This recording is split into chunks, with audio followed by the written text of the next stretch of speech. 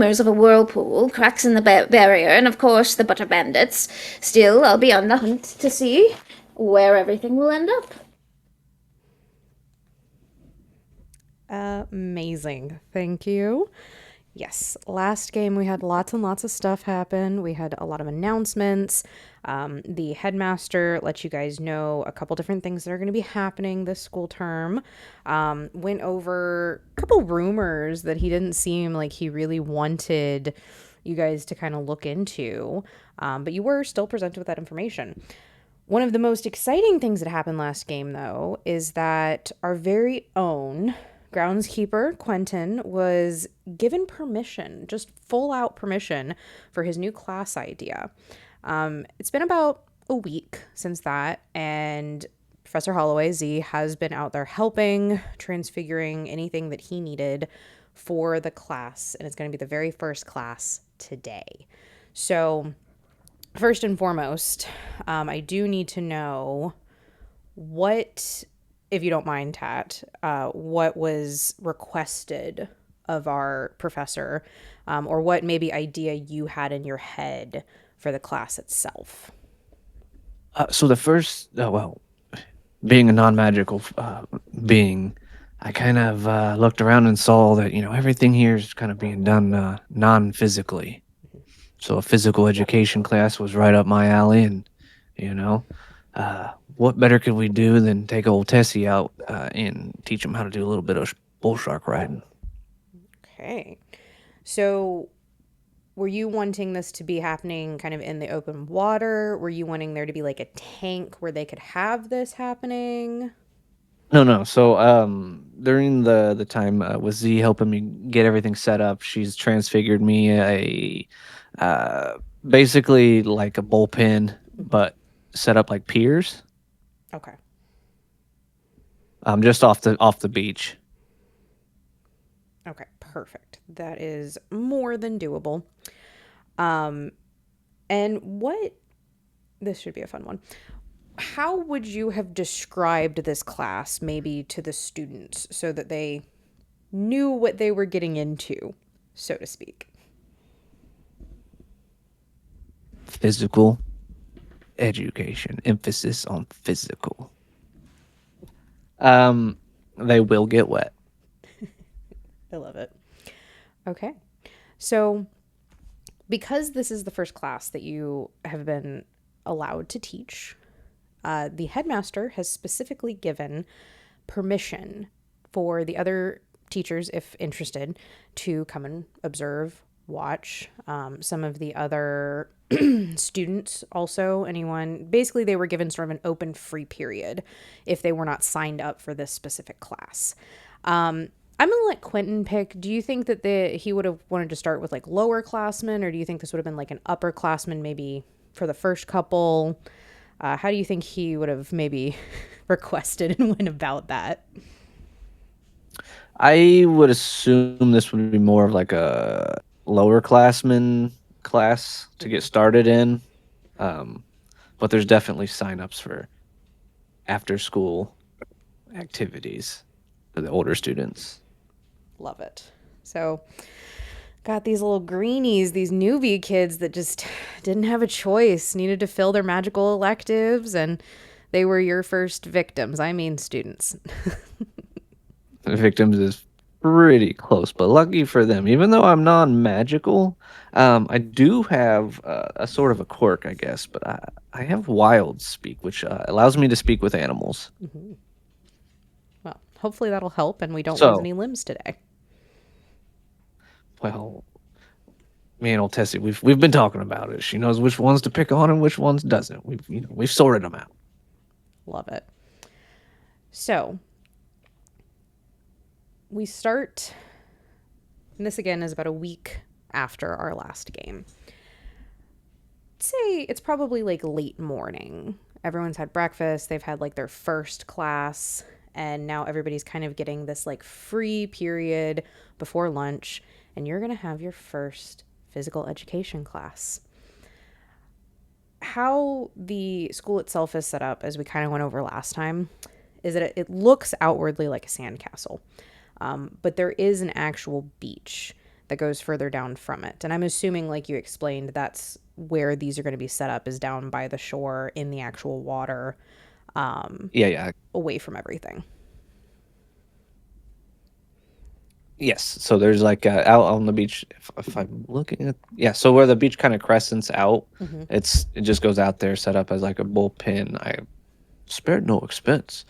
Uh, it's so if you were to walk up to the new classroom as a new teacher, it's kind of set up so you see the bullpen area, which is where the bull sharks are obviously at.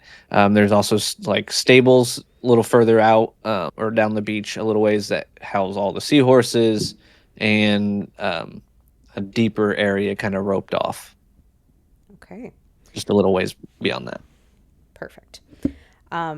And what I was getting at with that is that well, I'm not going to speak for you. You let me know, where do you think Quentin would position himself? Because you kind of, in placing it here, you can see everyone coming down from the castle. You can very much, because it's going down into the beach and where the island crescents, you know how many people are going to come down, who's coming to observe. So how do you think these people will be walking down and seeing Quentin ready for his first class? I'd just be out on the main pier. I would have changed into a tattered red sweat jogger. Okay. Got a whistle around my neck. And some really white suntan lotion on my nose. So, God, what? There's a name for the like really calcified one that I can't remember. We talked about it in our lesbian werewolf game too, and now I can't remember. It's Zinc like pink oxide. zinc or something. Oh, pink. Yeah, zinc oxide. Zinc oxide, yeah. Thank you. Yes, you've got like a big swath of it across your face. Yeah. I love it. Perfect. And I will say that Z will probably be one of the first people to come down, especially to sort of look at her handiwork, because she's been basically spending the last week out here in her free time that she's not working on the portraits, to come down here and set up whatever you needed. Everything was completely magically set up, transfigured from either the sand or the driftwood or other miscellaneous pieces. So she very much kind of feels pride in this, and I feel like she would probably walk up and sort of like hold out a hand to you for like kind of a handshake and be like, I think we did good. Yeah, absolutely. I don't screw this up. A little nervous. I wouldn't worry too much.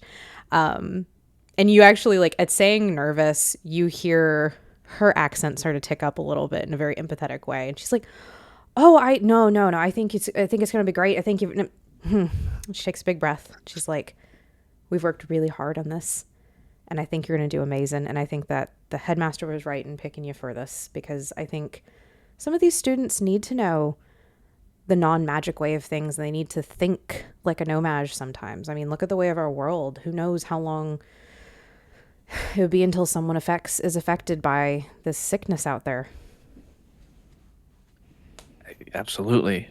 There's one more thing I needed to ask you before we get started, though. If Full Nessie here flings one, you're gonna be able to get a catch on him, right? Absolutely, yeah. And she kind of, today she's wearing a pair of bigger like glasses, very like big horn rimmed. Her hair is still its big wide orange curls. She's got a bunch more like seashells kind of stuck in it because she's been spending more time down here with you. But she like pushes her glasses up real hard, and she's like, I worked hard last night to put a netting charm. I had your friend Professor Sunbear help me a little bit and teach me, but so basically it's going to be a bit like baseball stadiums where they have the nets around it to catch the balls, but we'll be catching students if anyone gets tossed. This class is gonna be all right. And with that, she's going to kind of nod at you, and she's like, I'm going to go. And she points. She's set up like these just like gym bleachers. Like she just kind of set them up like on the beach for people to come and look. And she points up to one of the top ones. She's like, I'm going to be up at the top just maintaining the net, but also doing some sketches and such, because this is a good opportunity for me to start work on your portrait for in the castle. Sounds good. And she's going to kind of head off and on her way. So, out of our other professors, who do we feel maybe would be the first to head down or remember that it was time to come watch? I think Thelvanus is probably not like the first to remember, but definitely the first to be reminded. Because I think my wonderful ghost Reggie would probably be absolutely interested in this, um, just for an a entertainment purpose. So I think he has got him and Itzy have probably already gone down there, and Itzy has been like, hey, you should probably come down here. Um, so I think I would have. Is this like a free period for the school to witness this, or just like No, for the um school. The headmaster has made for the sure school? this being he definitely understands that this is a very like monumental thing, that not only is this their first non-magical professor, but he kind of signed off on this very heavily on y'all's last Nice. meeting, and so he's just kind of like full force in now. We're gonna give the whole school, except for the people in this first class, a free period. Anyone who wants to come down and watch should definitely come down and watch. Yeah, so okay, then Thelvanus is definitely walking towards the beach. And if he notices any of his students that are probably in the upper classman type, he'd probably be nodding to them and being like, um, I would make sure that you definitely attend this physical education class display. I'm thinking it might tie into some historical perspectives.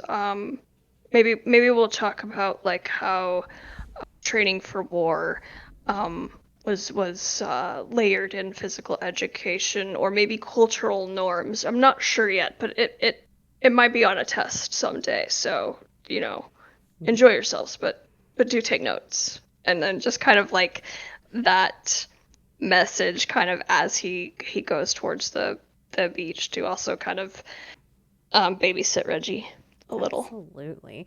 And speaking of Reggie, we've talked a little bit about our pervy poltergeist, our smut-loving library ghost, and all of those fun things.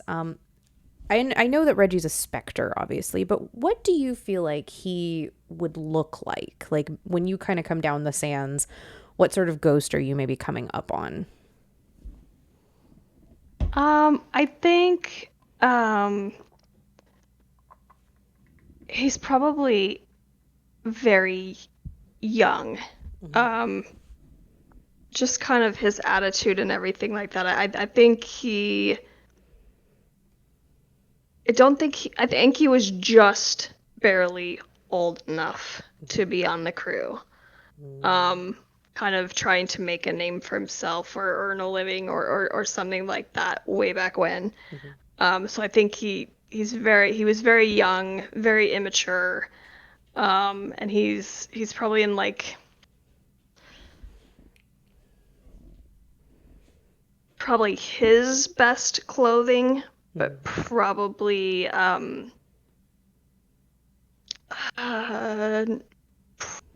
probably not upper class, like not poor, but pretty bedraggled clothes, well worn, but very nice at the time, just to make a good impression. Um, just kind of very unsure of himself. That makes sense. That also explains probably his obsession with all things smutty, because he probably never got there in his life. So he's just Yep. living his best life in the afterlife. I love that. So as you kind of come down the sands and you see him running around, kicking sand at some people, Probably trying to find the best view, especially when he notices that some of the like upperclassmen students have signed up for this class, and some of them are like wearing bathing suits, and it's like scandalizing and all that fun stuff. Ooh. He spots you. And do you have Itzy with you? Is Itzy like on your shoulder or? I think Itzy and him actually like hang out more than Itzy being mine. Got it. Because I think Itzy and him like to play pranks and kind of scold lower classmen. So I think Itzy's kind of just flying around him, but not necessarily on him, obviously. But I think when Itzy sees me coming, he would come to sit on my shoulder and act like he's behaving. Act like, Oh, of Itzy. course. Okay. As Itzy comes over to you, you notice that he has something in his claw. And he kind of like circles a little bit like he does, I'm sure you've seen many a times when he wants to like give you something. And he waits for you to like put your hands out. Oh, I would immediately put my hands out. Love it. So he's going to drop I'm going to say like a medium-sized leather book. And I say that because obviously as the librarian, you know that the leather bounds are usually bigger, like cumbersome tomes, but this almost reads like a journal of some sort, even though it definitely is older. It doesn't have a book plate on the front like most of your books do, which means it's probably even older than you think. But if you do kind of flip that first one open, you see on the very first page written in slightly smeared ink, it says magical ley lines and possible revitalization.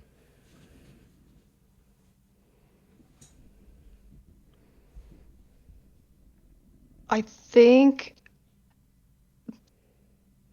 I'm torn.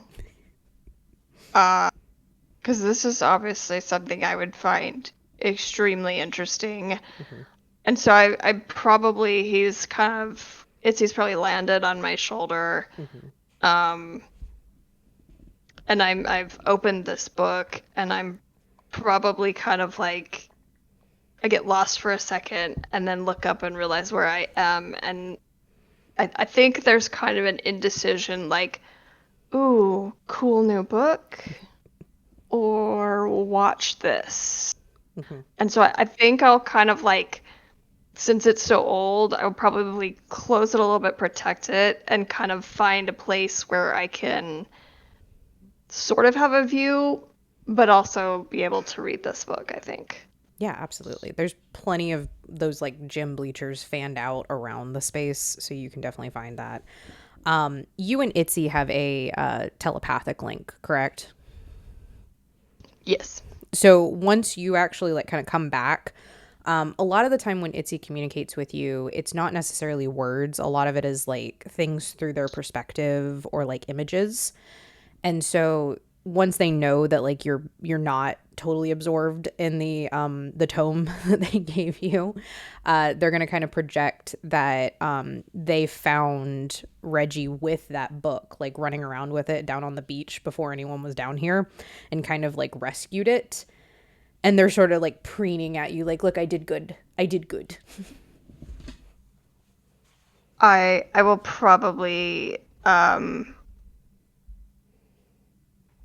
like kind of like scratch behind his like shoulder and stuff like that and just be like, Itzy,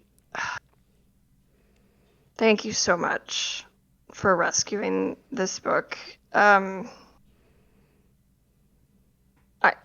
I can't even say Reggie means well.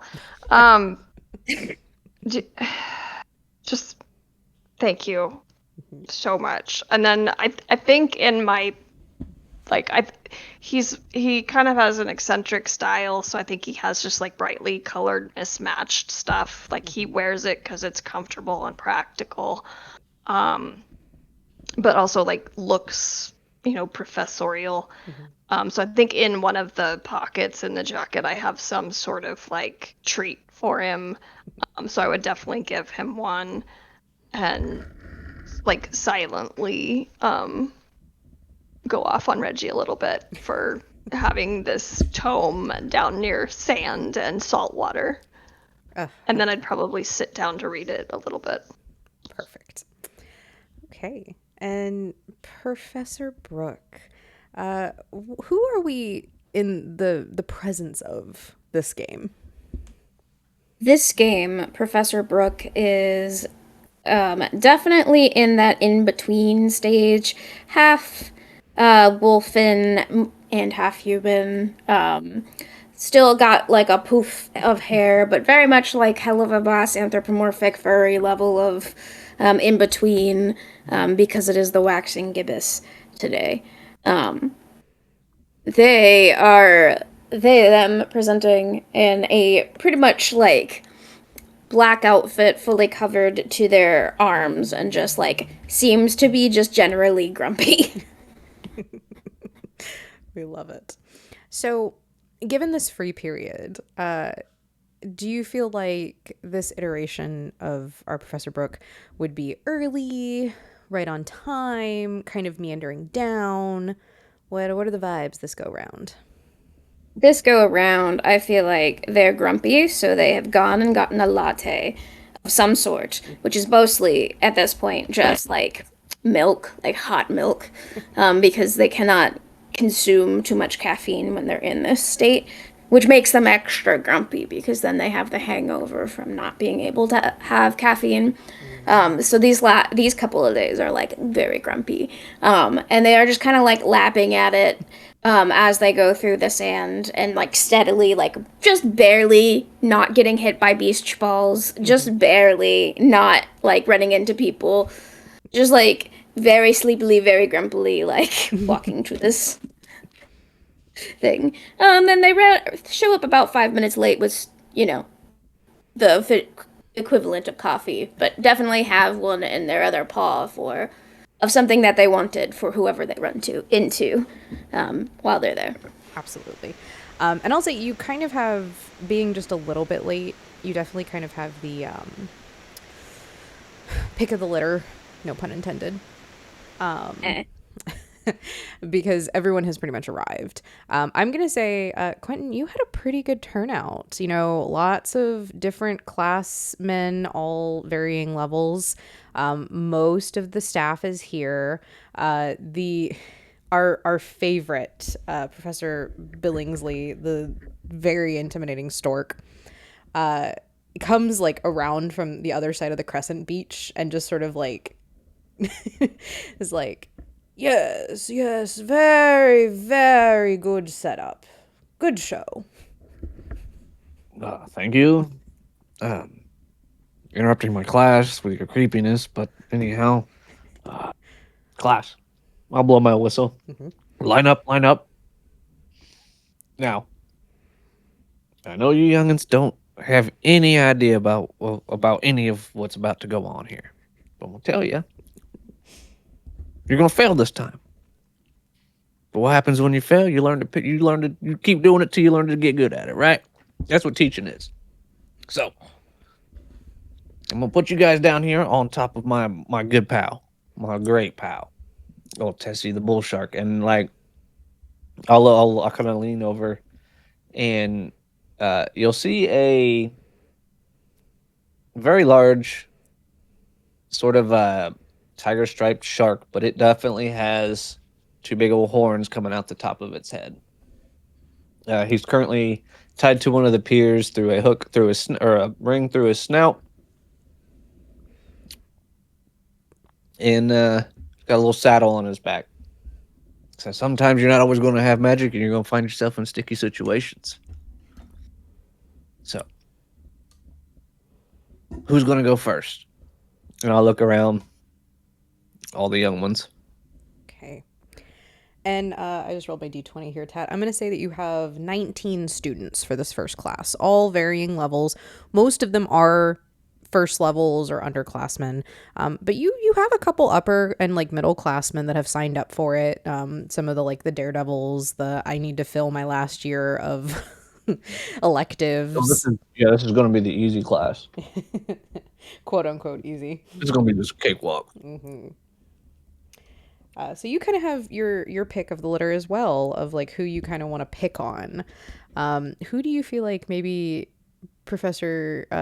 It's Briar Scratch, right? That's his last name. My last name? It's Quentin Briar Yes. Scratch, right? Yes. Okay, good. Yay, brain. Brain did thing. Mhm.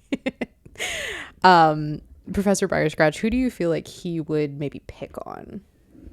Probably Jo Jordan Jacobson, that kid, Okay. And the what bigger does one. Jordan He's Jacobson an look older. like? He's got very, very, very, very bright red hair, Mhm. green eyes. Um, if you can think of the kid from uh, Christmas Story, Got it. him. Okay. And do you call him out by name? You just kind of like you.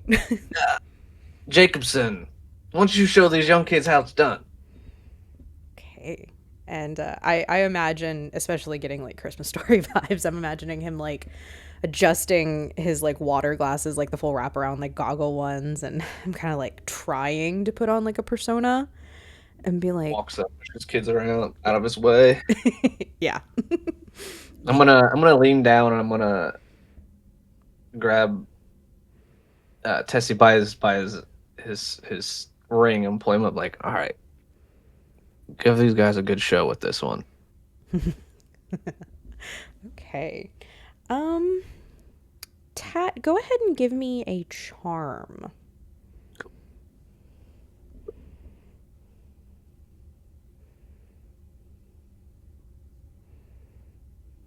For anyone watching, we again are playing the Kids on Broom system, and you have a span of dice for different stats for fight, flight, brains, brawn, charm, and grit.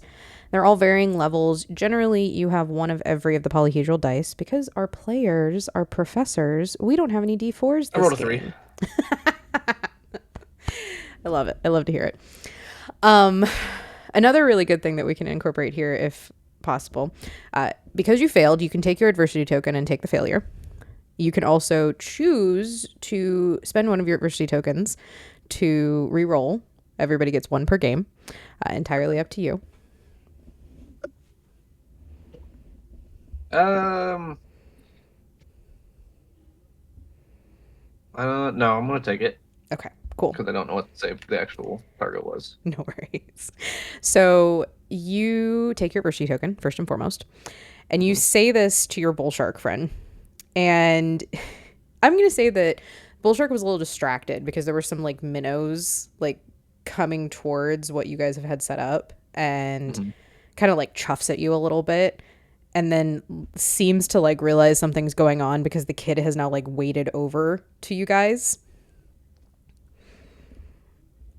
So we'll see how that goes. But explain to me the direction that Professor Quentin's going to give, like especially for this first sort of like portion of the class. What is he asking of them?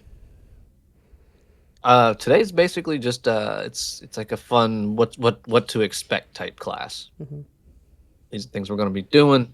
It's gonna test your strength. It's gonna test your physicality. I'm gonna look around to see if anyone saw me trying to be smart there with that big word. For sure. Um, Okay. but what we're gonna do is it's all fun day. No one's gonna get hurt. I don't think. We don't think. But it's gonna be fun. And as he comes up, wades over, I'll lower him onto the saddle where it's got just a rope around the breast of the shark around his dorsal fins. Mm-hmm. Okay. Say, all right, the object is just to hang on as long as possible. Perfect. So I'm going to basically roll a grit for our young student here and see how well he does. All right. So that's an 11. So I'm going to try and correlate that how big would you say Tessie is, especially in like the span of like bull sharks? Like, is this like a full grown bull shark? Oh yeah, he's like 18, easily 18 feet long, couple 100 pounds, big old huge horns coming out the top of his head. Love it. Love to hear it. So I'm going to say this kid in all of his like bright red hair glory, like comes up, he like kind of nods at you and's like, I got this, professor. I'm going to do it. I can do it. I bet you can. And I'll see Tessie wink at me. I'll wink back. And he throws his leg over top of the bull shark, scrambles a little bit. He's one of the upperclassmen. He manages to do it and kind of like grabs onto the front of that saddle. And then as you kind of step back, and I assume you give some sort of a sign and like pull out like a stopwatch or something, because this is the equivalent of like bull riding, yes? Oh yeah, I have everything. Everything for me is analog. I got a whistle. I got a stopwatch. One I probably have to wind after everyone goes. I love it. Okay. And so I'm going to say on that 11, this upperclassman manages to hold on for like a whopping 8 seconds. Thank you. Click to continue in the chat. Yes, 8 pulled into my head. Apparently 8 pulled into your head. So yeah. Gets like a good 8 seconds. Yeah. Okay. Very good. Very good. I'll blow my whistle. And then I'll give it a little extra toot toot to see if the secret. Sorry, I had You're fine. taffy in my mouth. See if the secret code me and the shark have been working on from behind the scenes. If you buck him off there at the end for the finale there. I'm going to say even with the failure earlier, because the failure earlier, just for your information and then also for our chat, was basically to see how big of a show it was going to be. Whether Tessie understood that you wanted this to be like kind of hilarious for the very first one. Unfortunately, he did not. So it was just sort of a normal run. But you guys have been working at this for the better part of a week. So I'm going to say that very similar to teaching animals with the Pavlovian kind of thing, this bull shark definitely recognizes that toot toot that you just gave. And as this upperclassman is kind of like trying to like toss his leg over to get off, this bull shark in its 18-foot glory just full on like bucks him up and then like smacks him with its tail. And this kid goes just flying. Hits the net. Yep. Oh, I'm glad that worked. Anyhow, Tessie comes back to its thing. I'll throw in a little seal snack, and it's artificial seal. Nobody worry. Okay. No seals were harmed in the making of this episode. And I'll look. Who's next? Okay. Jumping back to the crowd for a little bit. Let's do Alyssa. Let's do Thalvanius first. Would you roll me a flight?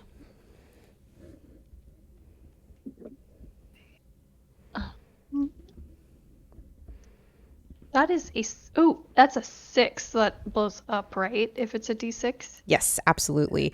Like our chat asked earlier, kids on brooms and all the kids on systems are exploding dice style. So if you hit that top number, you roll and add to it. That's... Oh, crap. Did you say flight or fight? Which one did you roll? And I'm happy with that. I did fight. You did that's fight? An 11. Because my flight's a D10. And I just realized I was rolling the wrong dice. If you're happy with that roll, we can keep it. If you want to roll your flight instead, you absolutely can.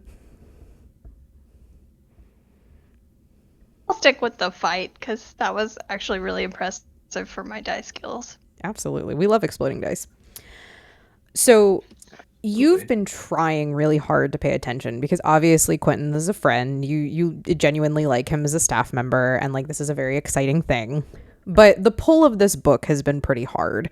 And so like you kind of watched the beginning of what was happening and then like 3 seconds into the bull shark writing, you're kind of like this is boring and like pull out the book and kind of start like flipping through, looking at some of the diagrams.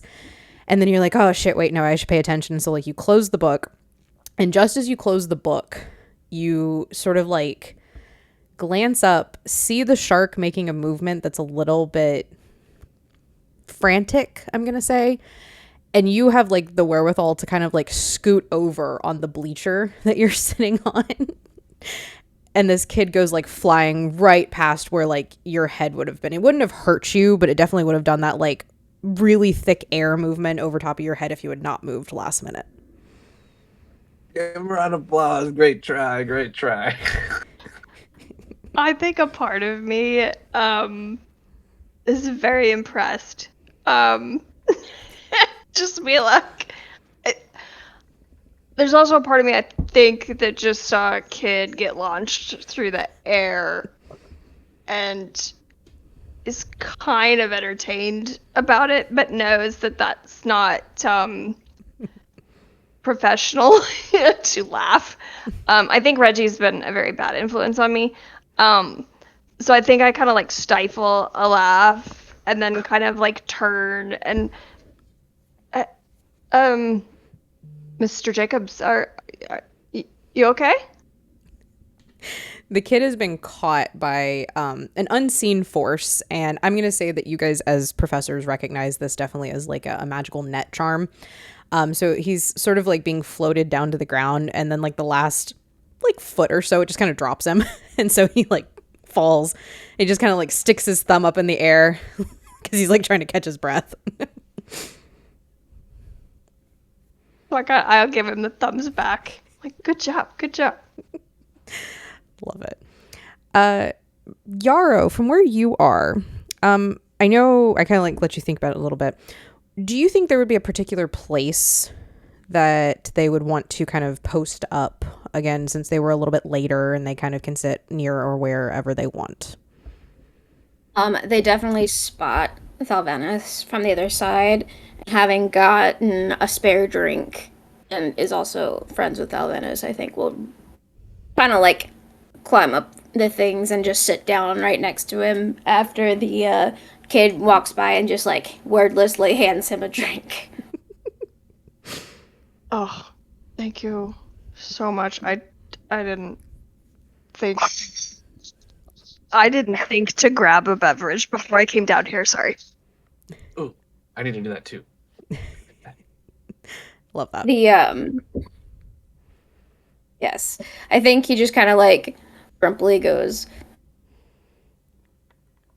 I forgot that I couldn't have coffee this morning, so instead that I just ended up getting a steamer for this, and because of that I ended up with 2 coffees and 1 steamer, so you can fully have that one as much as you would like. And he just like grumbles a little bit more, and then you can hear him just like start licking that like steamer that he had, or that they have, just grumbling away to himself. Love it. You doing okay? Normal or you doing okay? He looks down on his watch, which only has the phases of the moon, and looks at the phase of the moon, waxing gibbous, grumpy, and goes, "This is normal." And just Oh, we All right. love it. As long as it's normal. But if it's not, you let me know. Also, just I made the mistake of looking down at my book. Make sure you're paying attention, because evidently the kids fly by here. This might be a He bad like place to sit. takes his like large glasses, which are currently like helping him, and just like puts his little nose down into your book and like sniffs it real quick and goes, "That from your library?" I actually, I don't know. It's not from my personal library. Evidently Itzy rescued it from Reggie, who is playing on the beach with it. So That would it's explain new where to me, I think. As would you explain where the hint mention is Reggie, the ghost's head comes up from the bleacher seat, like in front of you guys, and just like pops up, like half in the bleacher, half not. I take the third coffee, which I had canonically bought, and just pour it on to Reggie's head. And he's just looking up at you as it's going through him. Does the caffeine taste good? I mean, you don't really taste anything when you're dead, but occasionally if you have enough of it, you can kind of like get the essence of it. Is that enough for an essence for you, Reggie? Or do you need me to continue to throw another one at your essence? Nope, I'm good. And you see him go tearing off, still half in the bleacher, and like wheels past a bunch of like upper class girls, and like their skirts flare a little bit, and they all hear him like, "Ah, Reggie!" Yeah. That kid's a perv, you know that, right? Yeah. And I think after him doing that, Thalvanus will kind of like shout after Reggie, we've discussed this a lot. It's so frustrating. Yarrow, as you guys are sitting there, and you have watched this upper class child go flying past your friend and a ghost go flying the other direction, give me a brains. Certainly. Brains is not bad. Okay. Got new dice. I gotta find the right one. It's an 8.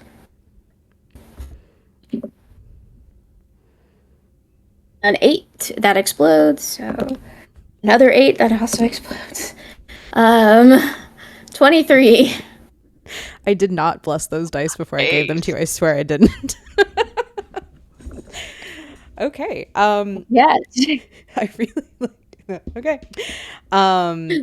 So you've watched kind of all these things happen. As you were walking up at the very top corner of the bleacher where your friend was sitting, you spotted Professor Holloway. And when the kid came flying, you saw her pull out her wand and like kind of watch and hover a little bit, almost like she was maintaining a spell of some sort, and then see her the magical net catch the kid. And you notice that last foot that the kid laid fell. It was because she glanced up and like saw you and just sort of like her whole face flushed red, and then the kid like fell. Oh. I feel like that instantly, like, his little tail perks up, and he goes, I think she's got a crush on me. With Alvanas.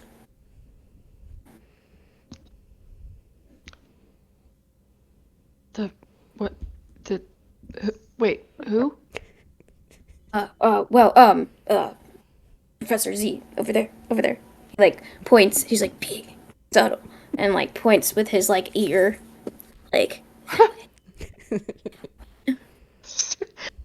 Alveda's kind of like cocks an eyebrow, like watching this like person wolf combination like try to point subtly with their ear. It is just like, that's not as subtle as you think. Okay. okay, I don't have the ability to be as subtle as this. I am without caffeine on day 2. Okay. Just work with me here. Over there. Are you, that's I think Thalvanus has no clue on relationships. I don't think I even put him like as a backstory as having one, and just due to his age, I'm just imagine he's divorced somehow. It's okay. So We love a he's- late in life ace king. It's Yeah. all right. So It's he's true. probably just like, and this is good thing. I mean, if she likes me back, that is. Oh. But I look like this, and she hasn't seen me like this. And I'm a little grumpy like this. I'm so grumpy. I can't even drink. He goes back into his face and goes, you can't even drink coffee. Ugh. Have you tried Another kid tea? goes flying. Yeah, just another kid over top. I think I would think the two of them are like, kind of like talking to like almost not heads together, but kind of like doing that like where you talk quietly towards somebody and then a kid goes flying and then they just kind of like part a little bit, let the kid fly by and then resume talking. I love it. Alyssa, give me a brains roll, and I'll come back to you in just a second. I'm gonna hop back over to Quentin, but go ahead and roll and hold, and I'll be with you in a second. Quentin, so you're steadily making your way through these kids, and I'm assuming you're just kind of having fun with this portion of it. Like you're making a couple of them go fly, a couple of them you're trying to like boost their confidence by letting them have a good run. Like you're just kind of like reading the kids a little bit. That, and I'm trying to build a good relationship with the actual students. So I am making it um like Lupin when they were doing the thing with the spooky cabinet ghost. Boggart. I love that. Oh, Lupin was my favorite. Anyway, should probably not say stuff like that just in case they try and take us down. Although I don't think they'll actually care. Why I said spooky closet ghost. Okay, so you run through. I'm going to say probably about half the class. You get about halfway through most of these kids. Do you want everybody to take a turn, or do you want to kind of like move down to some of the other things, especially since this is like the introductory class? What is Things for different like later classes, got it? whole different. This is pretty much it for first class. Just have fun. Just get in the water, get used to it. The students can obviously go look at the other creatures. They wouldn't be able to tell really what's in the deeper side. There's not really a way out there. Um, but the seahorse's stalls there, just out over there, doing seahorsey things. And these are obviously not normal seahorses. These are like No. horse-sized They seahorses. Right, exactly. And they also have the ability to like crest the surface of the water, swim around up top, I love that. Gyarados style. Oof, yes, I love that. So I'm going to say there's probably, you get about halfway through the class. And a couple of the upperclassmen have gotten a little bit brave with it. They're kind of like going over the seahorse stalls, kind of like petting a couple of them. And like everyone's having a good time. You are seeing this as like a success. Like you're starting to feel real good about yourself. You notice there is one of the underclassmen, probably a brand new student. I'm going to say it's a younger girl, probably about 11 or 12. And she is just the epitome of like awkward, like has got this like frizzy blonde hair that's like contained as best she can into these like two pigtails. She's like got obviously like secondhand swimsuit that's got like the, crest of the school on it. She's like at least a good 3 feet away from any other person in the class. And she's like fiddling like with her hands, like she doesn't really know what to do. But you see her eyes have just gotten wider and wider every time somebody goes to get on Tessie. She's getting closer. Like I can see she's getting scared. No. Like she's excited. Like Excited for it. But the important thing is you notice she's very out of place. Like she doesn't seem to fit in with any of the other kids.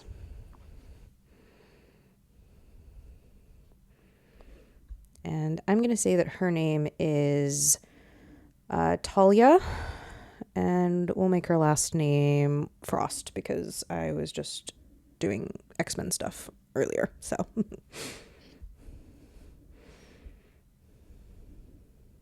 Talia Frost.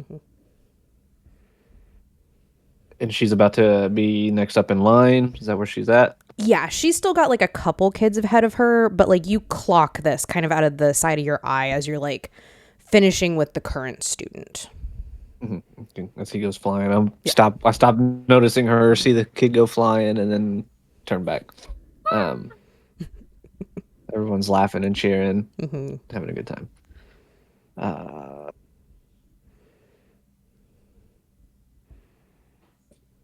Miss Frost doesn't seem you don't seem as nervous as you did when you first got here.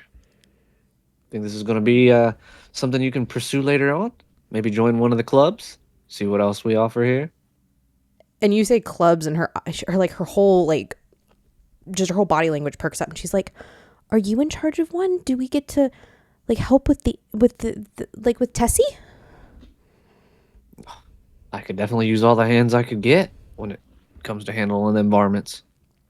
And she sort of makes her way up to next to you, and you see her do what no one else yet has done, which is instead of just immediately trying to do what you instructed them, she comes around the front and she actually kind of like holds her hand out to Tessie almost like a dog and like allows Tessie to like Don't do open her that. mouth and scent.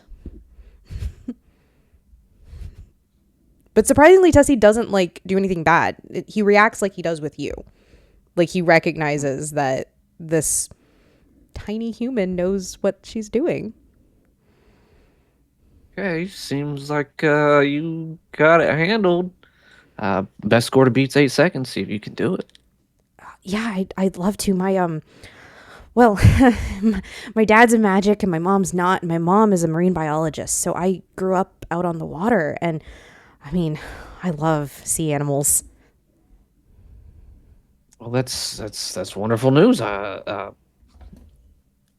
Well, maybe I don't know. Do they have teachers' aides in this school? I don't know. Anyhow, good luck. So I definitely rolled this kid's grit, and it's the highest stat for them. And I just rolled a 20, so Oh, when Nice. when the students roll better than the master. okay, so that's a 39. So, as the teacher here, Tat, I'm gonna let you, especially because like you're kind of in charge of Tessie and you're the one that's sort of like vibing right now. How do you want, like, how well do you want to let Talia do? I mean, I want her to crush it, but I'm gonna give the 3-2 get them Mm-hmm. since Perfect. she seemed like she knew what she was doing. Mm-hmm. Uh, so toot toot toot on the whistle, and I'll cross my arms and I'll lean up against the little donut life preserver pole Mm-hmm. and just kind of watch what's going to happen. Um, Okay. and I'll see like the first thing that Tessie's going to do, like the first maneuver off the 3-2 is completely dives underwater and launches out I love it. I love it. all SeaWorld style. Okay. We're going to come back to that performance in just a second. We're going to jump back over to Thelvania. So, what did we get on our brains check? 20. Oh, I love it. Dirty 20. So your friend said this very like personal thing to you, and now unfortunately, especially because Thelvanius is very like detail oriented when he wants to be, he can't help but like kind of keep looking out of the side of his eye, like, you know, trying to like help his friend here. And you notice that occasionally Z will get up and like check the magical net, and like help it. But she's got a notebook next to her, and it's just a normal, it actually is like a sketchbook, like a bigger one. And it's like a spiral bound one. So you see her, like, she's looking up in Quentin and she's like sketching. She like flips, takes some notes. But you notice every like 2 or 3 times that she's like sketching, she flips to like the back of the book and glances over to your friend and starts like sketching furiously. And then like almost as if like she knows she could get caught, kind of like recenters herself and goes back to the original sketch. I think Thalvedas kind of smiles and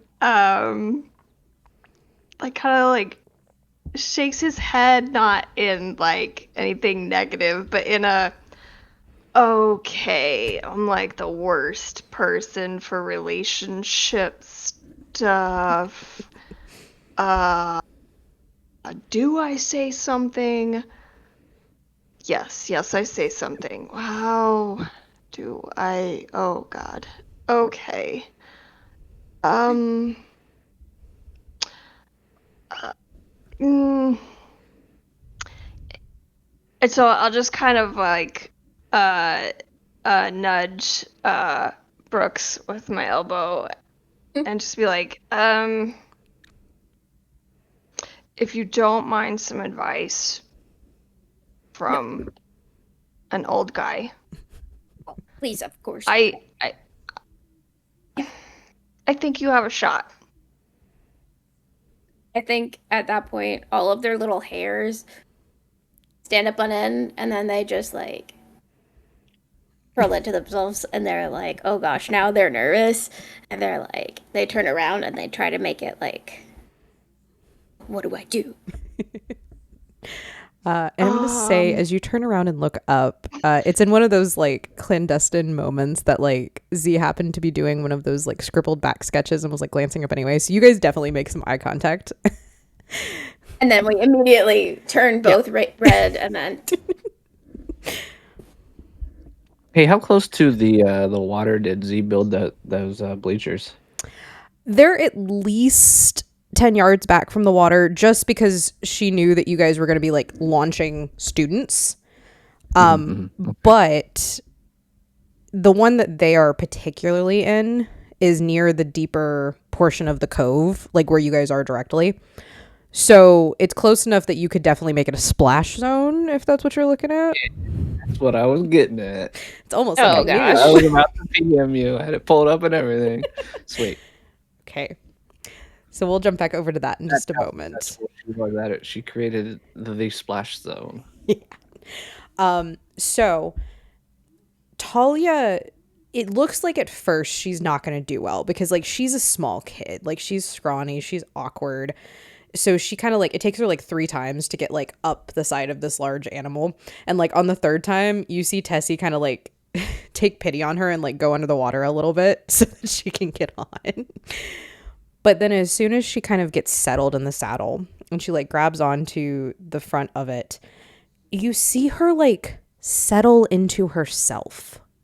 And she kind of like has this eerie calm kind of like come over her. And you even see her kind of like make very light eye contact with you, like waiting for like the whistle blow. And so go ahead. I'll go ahead and I'll grab the gate chain and I'll put my whistle to my mouth and I'll pull and blow and I'll go toot toot afterwards for the 3 toots. Love it. And you see them go under the water. And it's one of those like dives just to come back like right up is like what you described, right? Sort of like to come like straight out. Come bolting out of the water, yeah. Perfect. We love it. And so as she comes out of the water, you can't help but especially like you've heard the other professors describe like their student pride before. And like this is the first time you feel like you've really felt that. And like you see her like grasping so hard at the front of that and her hair's like plastered to the side of her face, but she just has this like determined look and a big old smile.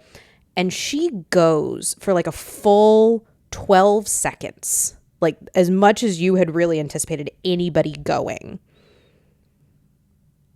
And then when she decides to let go, because you see, like, she's the one who decides. She gets like another crest up. She just lets go. Yeah. Dives off. Oh, yeah. Everyone's clapping and cheering. I'm like, oh my god. Tessie comes back, gets in her in his pin,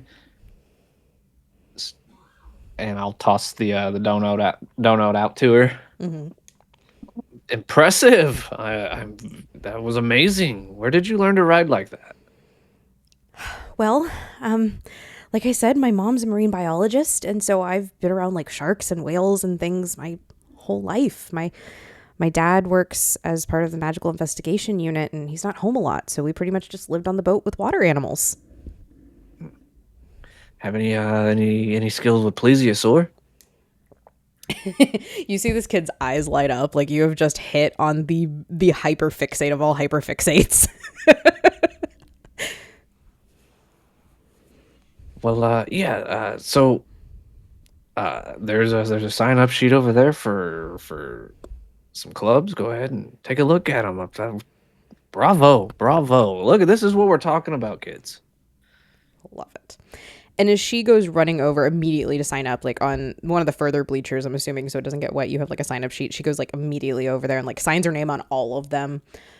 But you notice and you take some pride in the fact that like you actually see some of the kids talking to her now. You see her sort of like with a group after she has her turn. And like in the back of your mind, you know that you did that.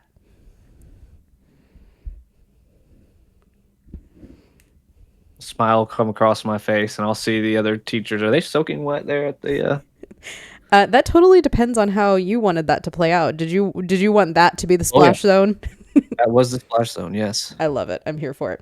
At the bleachers, I'm going to say this probably happens about the moment that Yarrow decides they're going to get up and like go sit with C or like say something. But before you can like fully get anything out of your mouth or like fully sit down next to her, this whole like wave of salt water just comes over everybody. And they're like all of their fur just like gets completely soaked and like they like hold up a finger and they walk away and they shake out like a wet dog. And now like all of their fur stands up on end and they like look over hoping that they didn't get her wet. And then just like and it doesn't really work. Yeah. And they just go,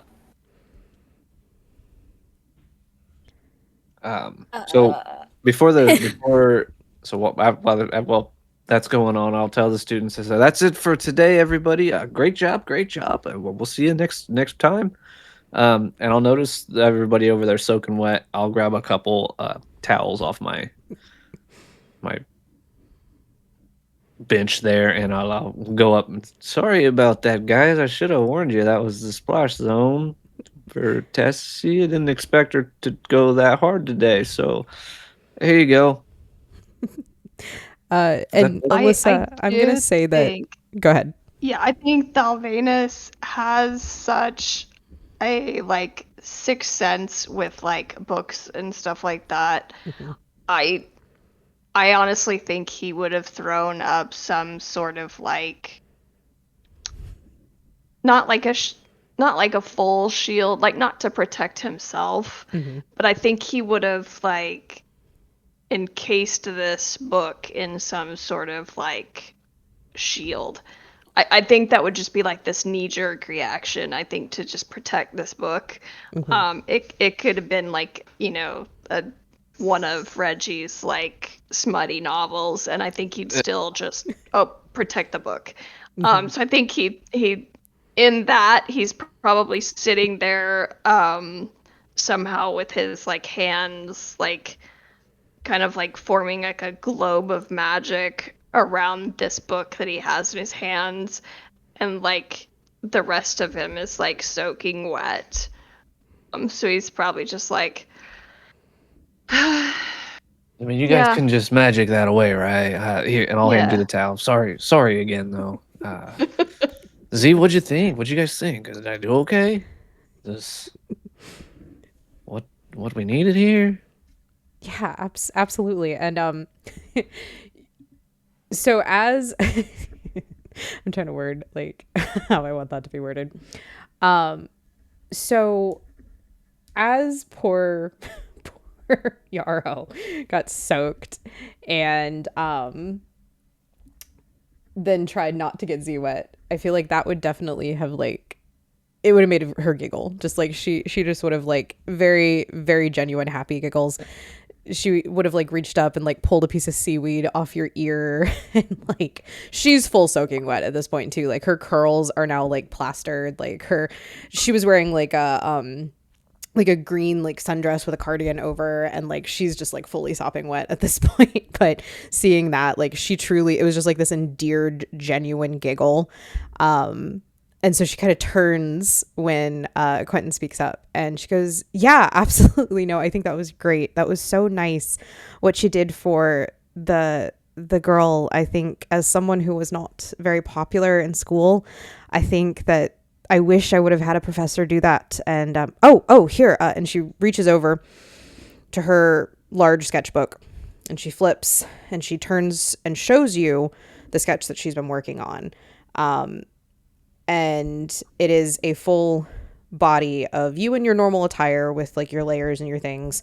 But it's very much like a pose that you were having in the water out there. So she kind of flips that to show you and is like, do you think that this is good? I think it's your likeness, and I think it was great to be able to watch and get sort of an insight to you. Man, that's incredible. Thank you. Yearbook material, I'd say, if I say so. We have yearbooks here, right? Sure. And yeah. Love it. And she like flushes at the compliment, of course, and then kind of like quickly closes it and is like, well, I've got to translate it to paint. And, obviously if you have a place you'd prefer, it's in the halls. Everyone kind of has a say in the matter.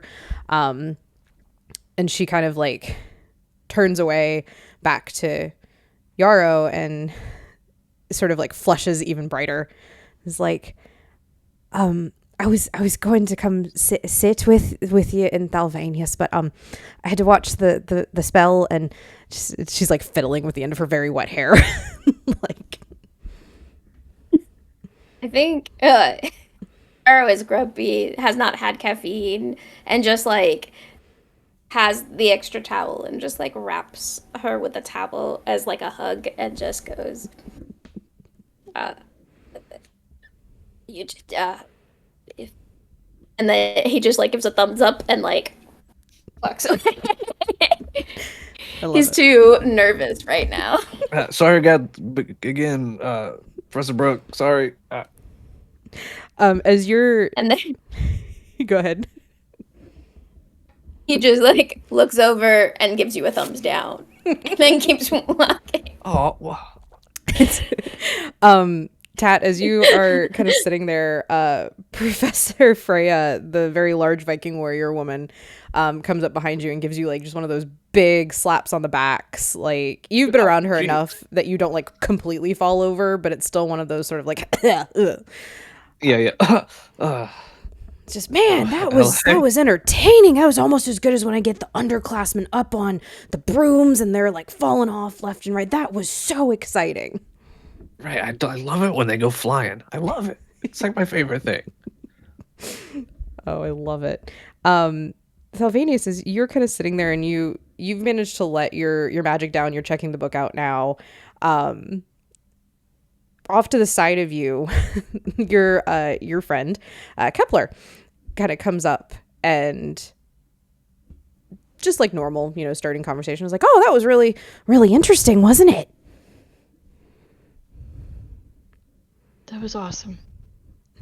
Until the water with the book, just. Oh, But otherwise, that shit, was sorry, I entertaining. didn't see you I had a loved book that. with you. Maybe we should put warnings up to not bring paper to these things. Well, I wouldn't. I rescued this sort of from Reggie. Reggie brought it. So I didn't want to miss this because I thought it was going to be as entertaining as it was. Thank you. It's always fun to see kids flying in a safe way. It's just entertaining. Right. I mean, it's always a little funny when they get a little hurt, right? A little hurt. I don't think Professor we're supposed to Buck, say it. I don't think we're supposed to say that out loud. Builds character. Yeah, yeah. I don't know what's kosher and what's not. We can always think it. I don't think we're supposed to say it out loud.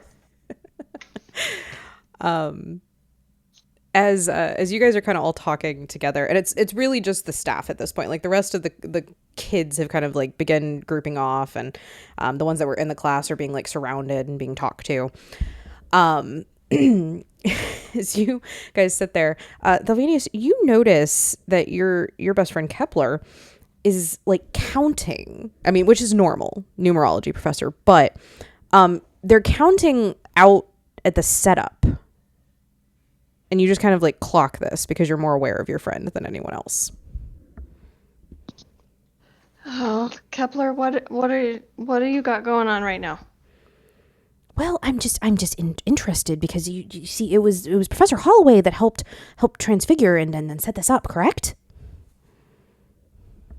That's C, right? Yeah. Yes. Yeah. I was very interested into the methodology, because you see they have begins pointing and gesturing. There are 17 seahorse stalls, but there are 19 bull shark areas. And if you look further out, it's exactly 23 markers to the deep area. And it's just these 17, 19, 23, and they just start like repeating that over and over. No. Kepler. I, uh, and I'll turn to Oh my god, I just completely went blank. It's okay. Which one? What's the gym teacher's name? Oh, Quentin. Quentin. Quentin. Quentin. Why do you have 17 seahorses? That's just how many they gave me. Who? Oh no. I just about the- asked what Kepler would. Oh, dude, you're wearing off on me. But now I have to ask it because I'm curious. Who gave you the seahorses? That's just what the school provided for me when I took over the class. I told them what I needed. Well, I'm sorry, not them. Headmaster, what I needed, and he got me them. Okay. Z will pipe up at this point, and she'll kind of be like, I mean, Quentin gave a list to the headmaster and told him what was necessary for the ideas, and the headmaster had a couple of the locals, the natives that live here that help with things, and that was just how many they were able to obtain before first class. They did say that we could have gotten less or more, but for the first class we figured this was fine. So that's what I transfigured. Okay, see, Kepler, it was just a circumstance. It's just coincidental that it just happens to be your weird numbers. That's just what they got. So he can get more because he has, like, I don't know how many kids we all have in each of one of our classes, but he obviously needs one for every class, one for Yeah, and every a couple of the males are actually expecting a group of ponies, sea ponies. As long as they don't have 17, 19, or 23 offspring, we're all good, Kepler. It's just coincidental. Oh, I don't know. It's a very, very auspicious group of numbers. I've been telling you, there's just this three numbers, and they keep coming up, the 17, 19, 23, and starts like counting all of them off again as if to like prove his point, their point. Just kind of like, no, look. And this is just unfortunately the sort of spiral that is now going to be your existence. Yeah, I think I recognize that he's kind of not really talking to anybody anymore. I think he's kind of like in his I'm just thinking out loud to myself kind of thing. So I will kind of like nod at Z, Freya, and Quentin and just be like, and I need to get ready for my next class. And I'll just kind of like do that like friend thing where you kind of put your arm around their shoulder to kind of just like point them in a direction and kind of like walk them away from these poor people and walk him back up towards the school. I'm likening this to the sober friend who has the drunk friend, like this way. And just kind of like look over my shoulder and just be like, sorry, great job with the class though, and then just kind of keep walking. I love it. Everyone's congratulating you, Quentin. All of the staff that showed up, even our very, very creepy Professor Billingsley, is just a little less creepy. Like he was very taken by the class, and he sort of like gives you one of those nods, like you did good, you did good. Thanks. Coming from you, that means a lot. Thank you. As this is all happening, Professor Yarrow, Z kind of settles up next to you. She has cast a drying charm, so she looks a little bit more herself. Her hair is a little on the frizzy side because of the salt water, but not sopping wet now. And she's like toying with the edges of her sketchbook, like she needs something to do with her hands. So you remember that rumor that the headmaster was talking about last time at the meeting when we met officially, the one about the he told us not to worry about it, but I mean, do you remember what I'm talking about? Yeah, the whirlpools or magic barrier and the sea and all of that good stuff that like they said that not to worry about, but clearly I've obviously been worrying about all of that things all the time. I've always been worried about it. All I mean, what I do is worry. I get in a cycle of worrying, and that's what I do. He just continues to like drone on grumpily. Yeah. Well, so I was talking with Professor Sunbearer, and she is part of the natives that live here that were part of the original. At least the history says, I think, that they were part of the original Atlanteans and all that, and they know so much more about the island than we do. And she mentioned that there did used to be a rumor, a bit of a prophecy sort of centering around whirlpools, hermit crab sightings, and specifically the resurrection of the original Atlantean treasure. It's something that's in their historical documents that we should really focus more on, I feel, especially because they're the originals to the island. And, I should probably bring this up to Thalvanius. I feel perhaps that maybe he could help him, but I just thought that it was interesting, especially because the headmaster told us not to focus on it, but then there's like all of these similarities. Wow, that is a lot of interesting similarities. What else did they tell you? Was it anything? We should probably go figure it out, right? Dalvinius would like that for sure. We could go to his library again and get Quentin, and I should tell Quentin he did a good job, and especially because he did. I was just grumpy because I got no caffeine and I was soppy went and but he would probably want to like go check that out too, especially because again he did such a good job with everything, and Nessie and all the other delightful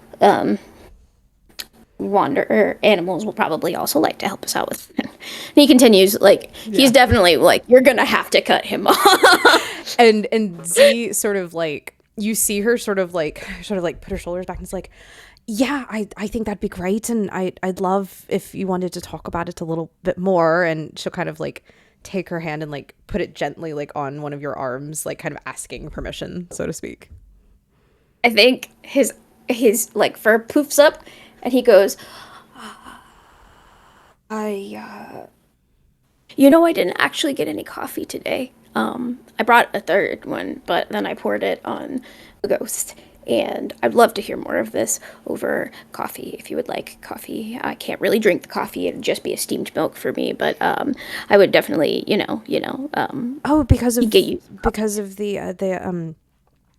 the lycanthropy. Is it worse the further into the? Yeah, exactly. Yeah, the way that it works is just like the more dog like that during the cycle that I have, the more like the less cool, yummy things I can drink and eat. Like I can't have chocolate ever, but like coffee is definitely, I can't even eat garlic during this time. On onions, oh, do not get me on onions. I cannot have those either. And he just continues. And I feel like she'd speak up and be like, "Oh, that would kill me. Chocolate's my favorite, especially like a really, really good, just like dark chocolate bar is one of my favorites. So I hate that for you." Yeah, I can't have chocolate at all. I've never actually had chocolate because it'll kill me potentially, and also yeah, the coffee thing gets me every time. I have to like get back on coffee and then get back off coffee and then get back on coffee and then get back Quentin, off you coffee. see this happening like just off the side of like the group of faculty that's kind of talking at this point, and you're just witnessing this sort of happening.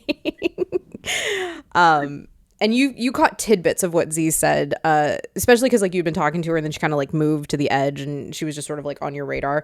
But you did hear a couple tidbits, especially when she brought up Professor Sunbearer, and little things to that extent. So you did kind of at the periphery of this happening.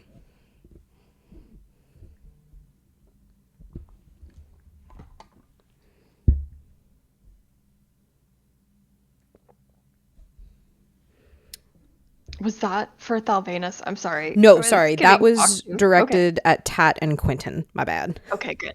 I was like, my See, I thought radio, it my was still thing going canceled. for. Will you repeat a little bit of that then? You 'Cause I was- notice this whole interaction because it's like Oh, at the periphery of the group of like faculty that's talking to you.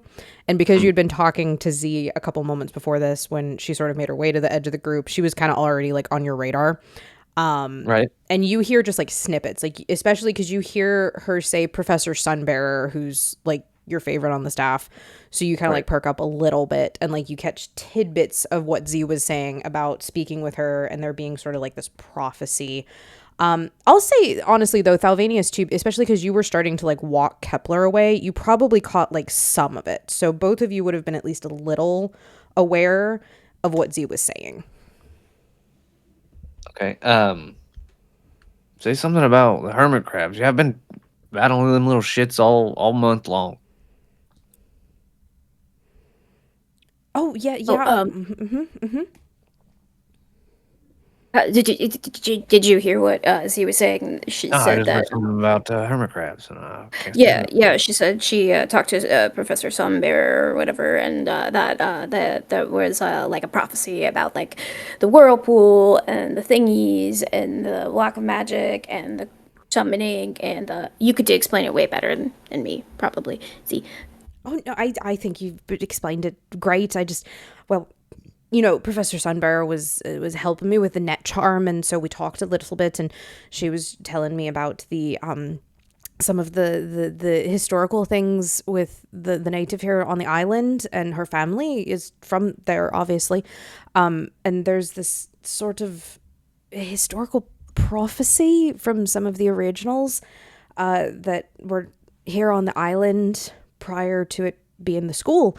And it talks about, the appearance of whirlpools within the barrier, an abundance of hermit crab sightings, and then it ends talking about the resurrection of a magical treasure that supposedly was from the original Atlanteans, if it's to be, like, believed. Well, treasure. I mean, I've been working these grounds around this school for a while now. I ain't seen no X's on the beach anywhere. No, right. Well, and I'm not an expert. I really only chatted with Yara while we were doing the charm, but she mentioned that there's a cavern, and you see Z's like forehead scrunch up, like she's really trying to remember, but she's also very like flustered right now. And she's like, something about a hidden passage, hidden in plain sight, to lead to the thunderous cavern. Oh, I'm so sorry, I don't remember exactly, but it was something to do with this prophecy that Yara was speaking on. And she thought that it was interesting that the headmaster didn't want to continue talking about it and didn't want us to, because it seems almost as if, the natives here could help, like they could give us some information. I thought it was interesting.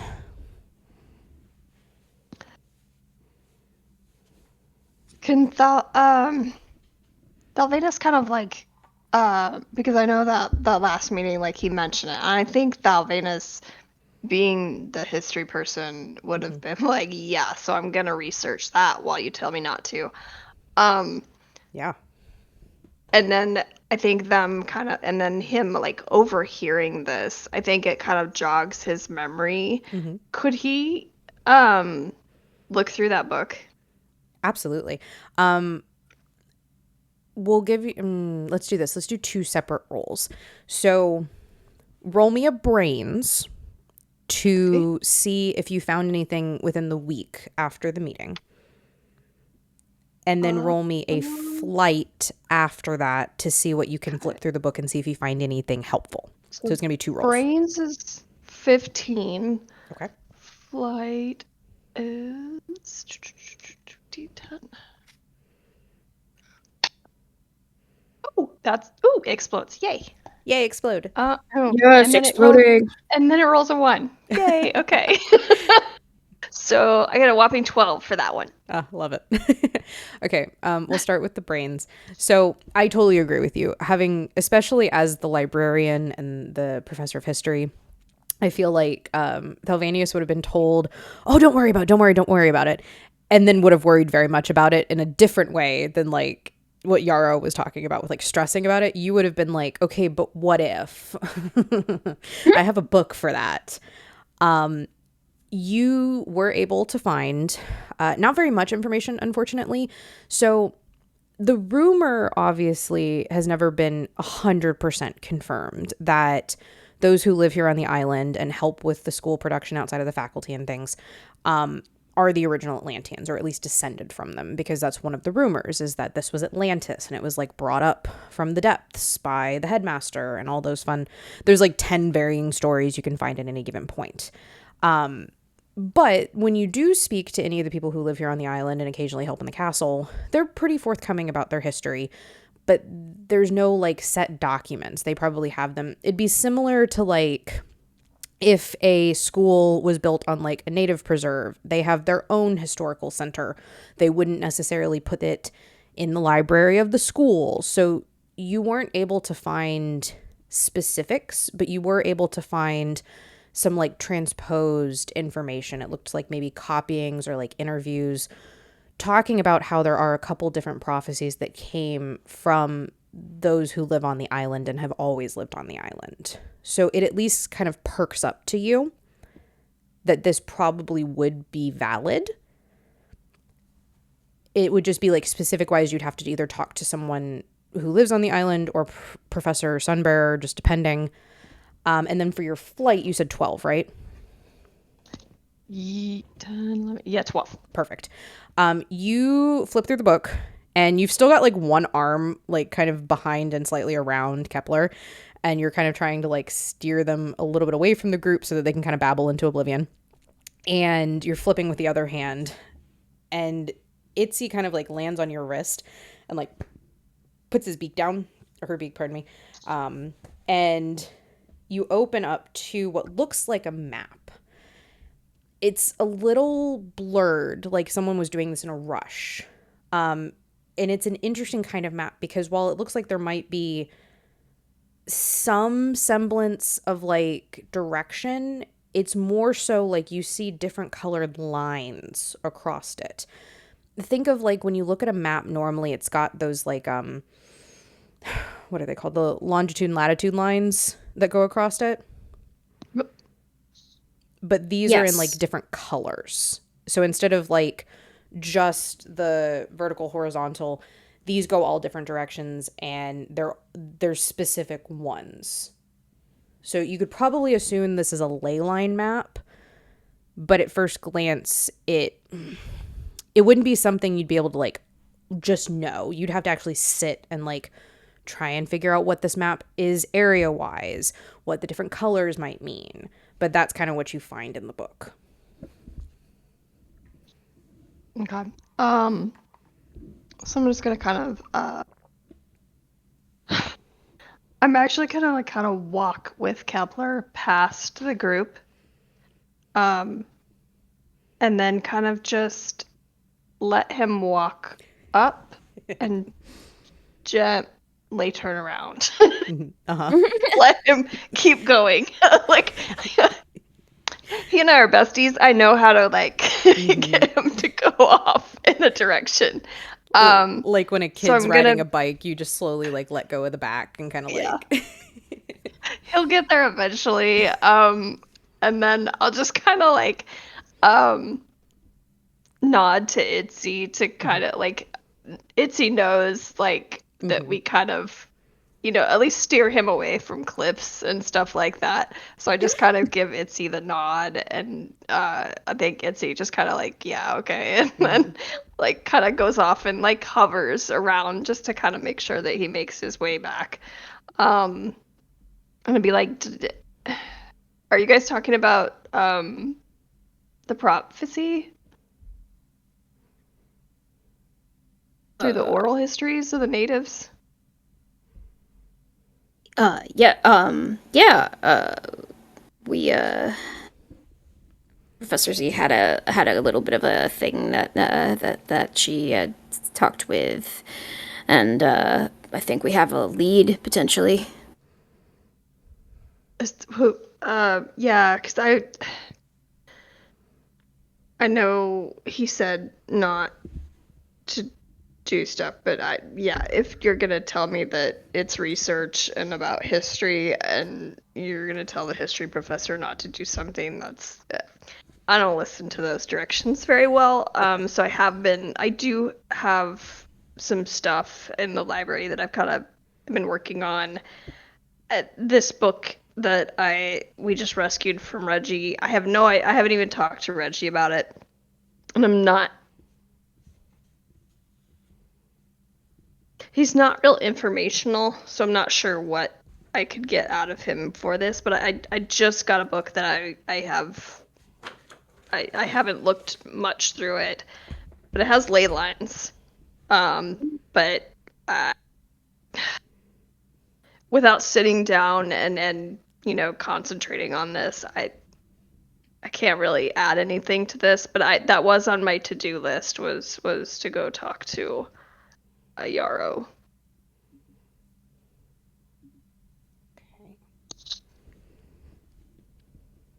Well, it sounds like that the natives of the area have more of a like an idea of what we should be doing, then perhaps we should go and at least follow the lead or something, I mean, maybe. I'm down for a treasure hunt. Well, I mean, why not? Okay. I mean, yeah, you would be coming with us, wouldn't you, Z? Oh yeah, yeah, yeah. If y'all want, I mean, yes, if you want to have me, I'd love to. It seems really interesting, and I'd love to spend more time with you, with all of you. Yeah, Maybe maybe I can convince Jar to join us as well. Maybe she can take us to meet her parents or someone. Or And Quentin, you know that Yara is currently she has a couple days during the month that she doesn't teach classes, and it's specifically because she does live on the island. And it's again liking it kind of to if a school were built on a native preserve, they have their own holidays, they have their own their own being outside of it. So you know that there are a couple days that she's on her own and not a part of the school.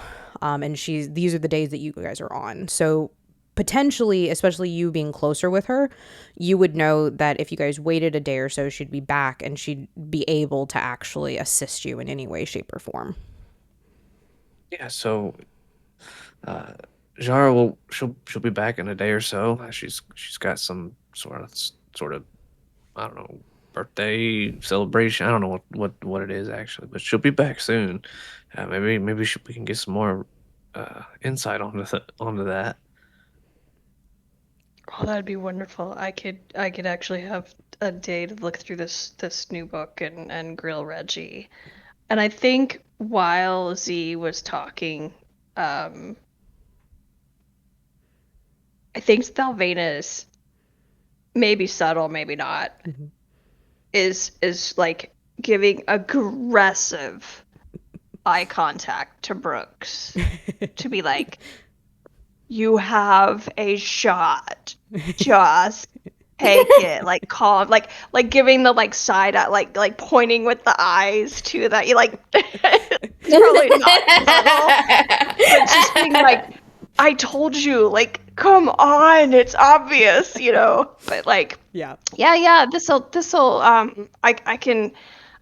can head up to the library now, and look over this book and look in my other stuff that I kind of gathered together. And that way, when we go talk to her, she comes in the library, I we can at least have some information, that's beneficial for us. Love it. Um, as you guys are kind of making a game plan from the other side of the bleachers, you see, we're going to say, let's do, let's do Professor Vork, our changeling professor, kind of comes up. dealer's choice. Alyssa, you were just talking. What do you feel like Professor Vork looks like today? Because remember, Vork is our changeling and has an ever-changing appearance.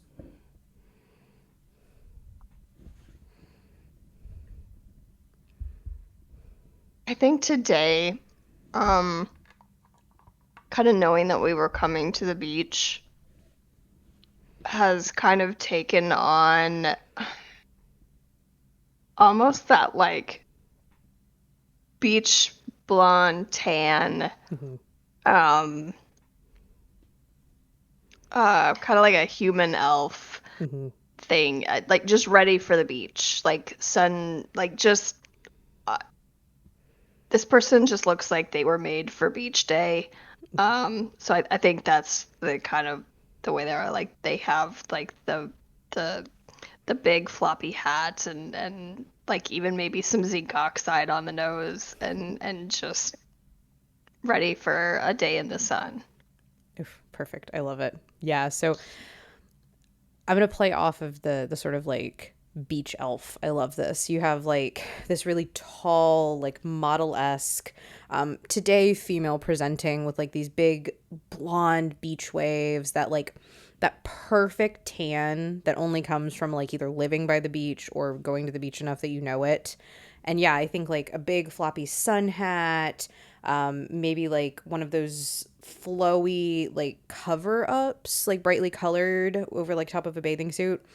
And this time when Professor Vork speaks, they have like a very soft sort of voice and, oh, I also received some very interesting information. I was helping the headmaster the other day.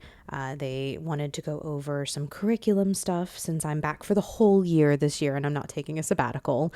And they were mentioning that the signups for the schools coming for the Yule school to school conference that we have kind of been solidified. Did you guys hear which schools are coming? No. Nothing yet. No, no. Well, it's very exciting. So the Salem's Witch Institute is coming for the first time in, at least 3 or 4 decades.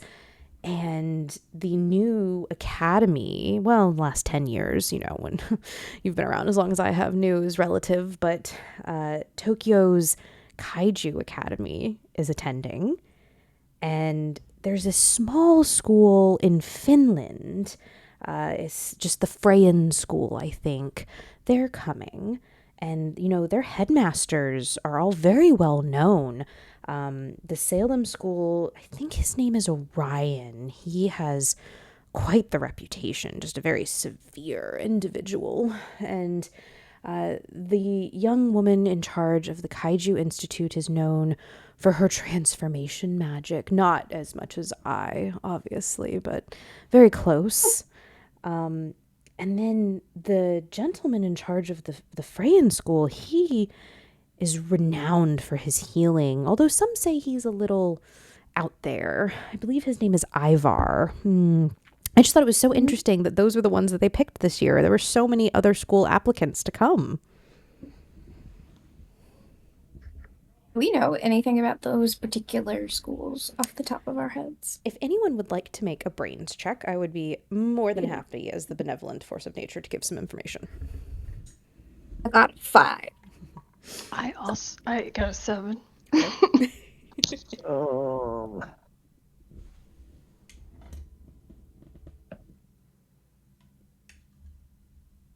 I got a 4. Okay. Stick into that. Oh, okay. Well, Z is carrying y'all tonight, apparently. She got 19, so. Okay. 7. Sorry, start from the top because my brain just did a thing. 5. 5. 7 for Thalvanus. He's been doing research all week. He has no idea what's going on. No, I love it. Okay, so 5, 7, and you said 4, Tat? Yes. Okay, perfect. So I'm going to say on the 7, Thalvanius knows that the headmaster of the Salem's Witch Institute, his name is Orion Spellbin. He is one of the last original descendants from the true witches in Salem.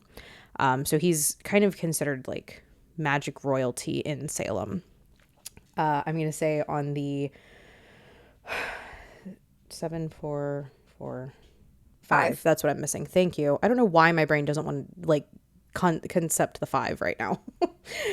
On the 5, Yarrow, you know that the Kaiju Institute, the headmaster's name is Yami Okunobo. Not a lot is known about her. She's a bit of an anomaly. She also has a tendency to stay out of the public eye, and that's about all you kind of really know. And then I'm going to say on the 4, Tat, you've heard that the headmaster from Finland's Freyan School, his name is Ivar Gunhild. He's been described as a little bit of like a hippie, just sort of very like not what you would expect from like a Finnish Viking school.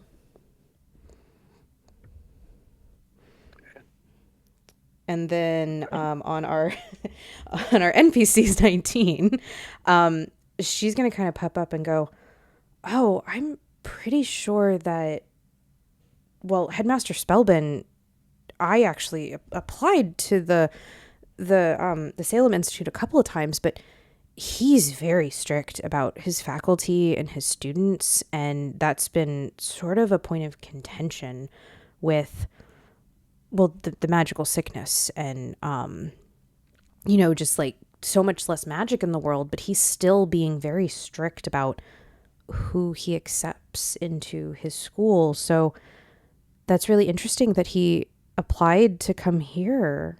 He's not very known for going places and welcoming people.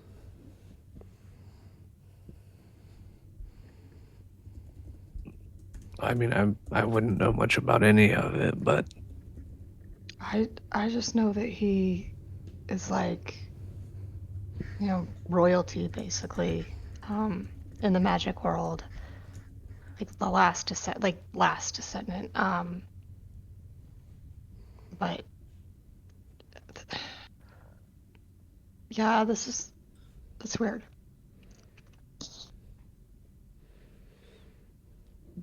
yeah, what do you guys think this treasure could be? What could the treasure be? With that, I think we're going to go ahead and call it for tonight. That has accomplished literally everything and more that I could have ever wanted for this evening. And we did know it was going to be a little bit shorter of a game because I've been possibly conspiring in the background. Possibly. Nothing to see here. I will let you guys know that next game we are going to have a guest star going to be joining us for the evening. I'm very excited. Won't give too much away, but that's going to happen. Before we sign off from the chat, Rowan, I picked on you last time, so you get to pick on somebody that you want to give the faculty log next time for the recap. I was going to volunteer since I ran the class. Perfect. That's even better. So we'll have Quentin, you'll give the recap next time, just like we did at the beginning. It'll be your faculty log, however you want to do that.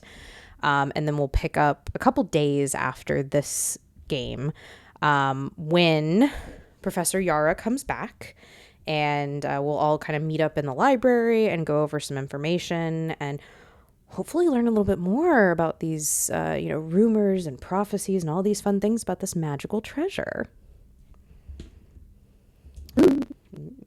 But for now, thank you so much for everybody who listened in. Thank you to my wonderful players. We're going to go ahead and sign off. So everybody, again, say bye, chat. Bye, Bye, chat. guys. Thank you. Bye, guys.